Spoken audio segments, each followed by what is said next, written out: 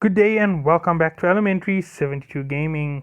Now I am back with another video, and this time I am going to be talking about what is needed to operate your battleship at T9.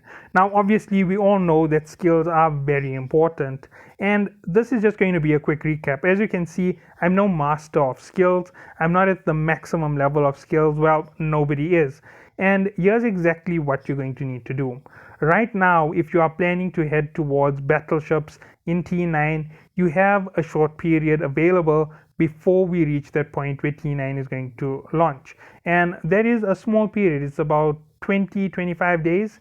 I'm not exactly sure on the fastest time, but those who are fully spec'd will be reaching T9 soon. So here are things that you're going to need to prepare if you are moving towards battleships. Remember, the most important thing on your vessels is command. Command effectively gives you more speed and more ability to maneuver against enemies. So make sure that your command is researched up for your battleships. This will make a major difference for your overall combat styles. And as you can see, I have already researched quite a bit into battleships. Now, those are just your primaries. Your secondary roles will fall under your navigation in forms of afterburners or micro warp drives, depending on what ship you are using. Remember, micro warp drive negates the effect of um, the speed. It basically will take away that ability to reduce damage on those big ships, but it will allow you to move in the fleet effectively. If you are using an afterburner, you can use it more effectively to negate damage because you aren't increasing your signal radius. So they aren't going to be able to hit you more effectively, and it will make a big difference. Remember, these are the largest vessels in the game. The moment you increase your signal radius, you become a big target. You don't really negate much damage with that speed because they are generally a lot slower than other vessels you can command. Now, obviously, moving forward from this will be your shield operation or your armor operation and defense. Make sure that you put enough into your defense.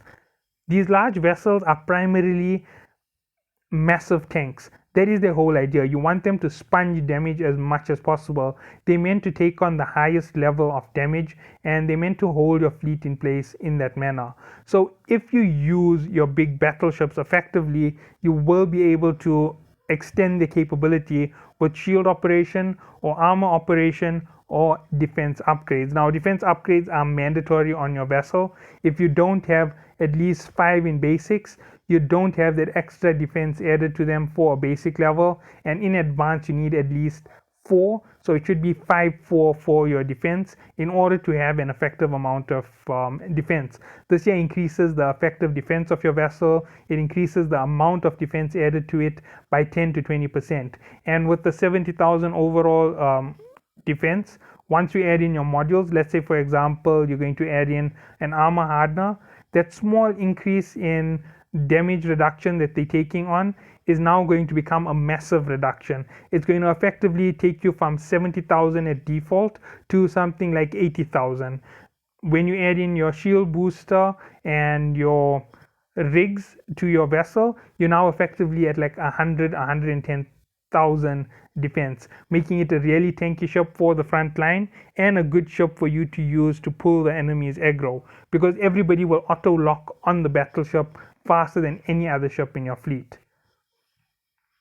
Okay, moving on, the next thing that's going to be very important is your engineering.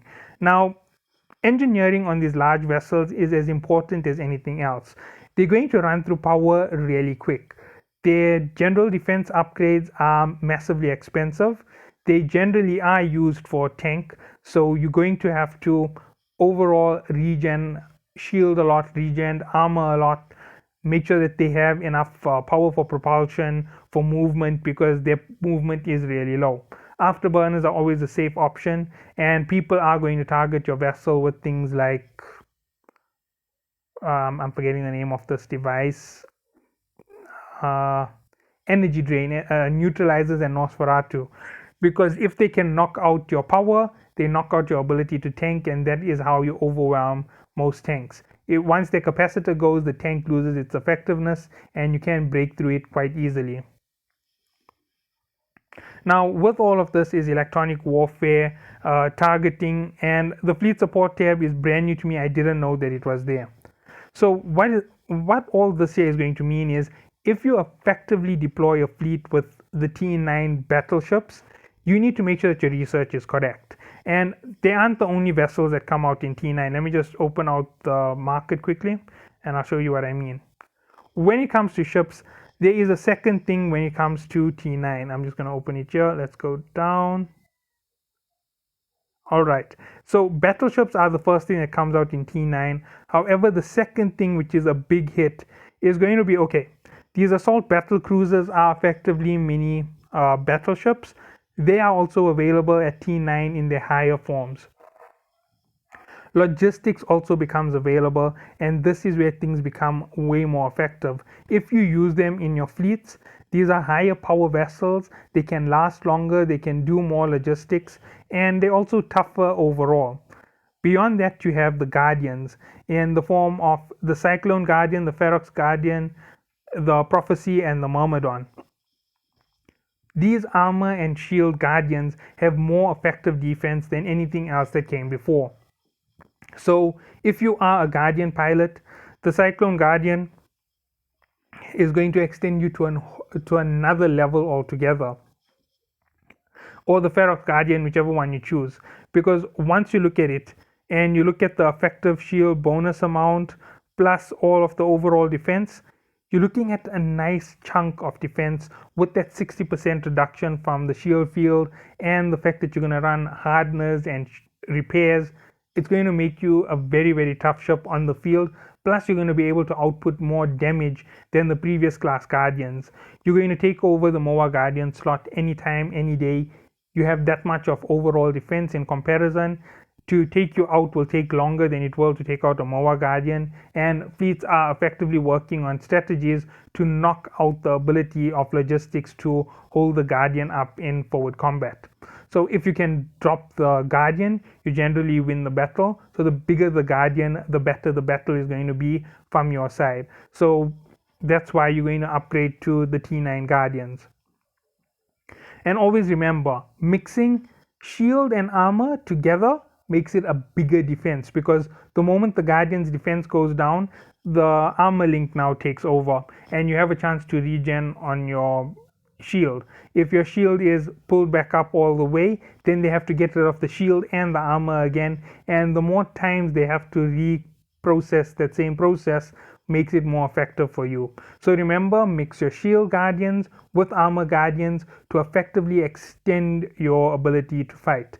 Remember, mix your fleet's group slots if you are going to do that there. Some shield, some armor. It makes it even more dangerous for the enemy fleet, because you have this massive overall HP and you have this massive boost throughout your fleet, since nobody is really sustaining much damage and damage is being repaired instantly.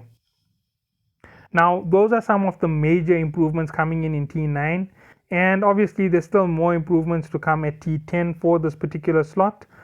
Now, battleships, as you know, they were the big thing for T9. I'm not even going to cover the cruisers.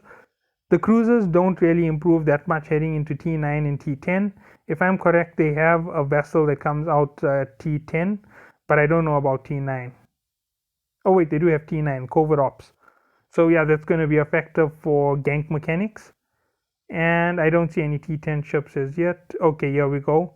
Interdictors at T10. So gank mechanic vessels for T10. Okay, right. So that was it over there. Let's look at destroyers. One of these, either destroyers or frigates, don't have anything past T8. So let's go down. I see T9. And I see T10.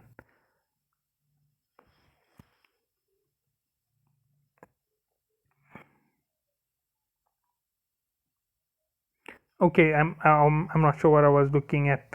I'm pretty sure one of them didn't have T10, so it looks like everything has a T10 variant for you to go through.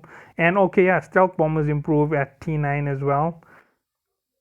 Logistics don't. There's no extra in any other field.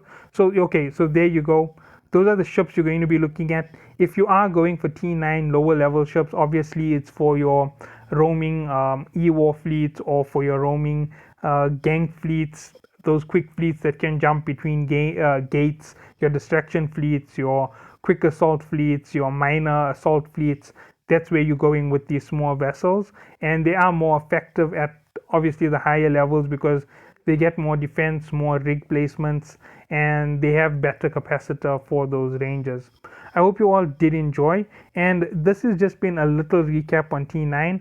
The reason for it is quite simple. My video schedule for today was actually maybe I was going to put up my video for how to build capital citadels, but unfortunately, actually or fortunately, it's going to be launched officially with NetEase on February the 3rd at 1700 UCT. So please wait for that there, or you could simply just look down my channel. You'll find that there's a premiere for the day.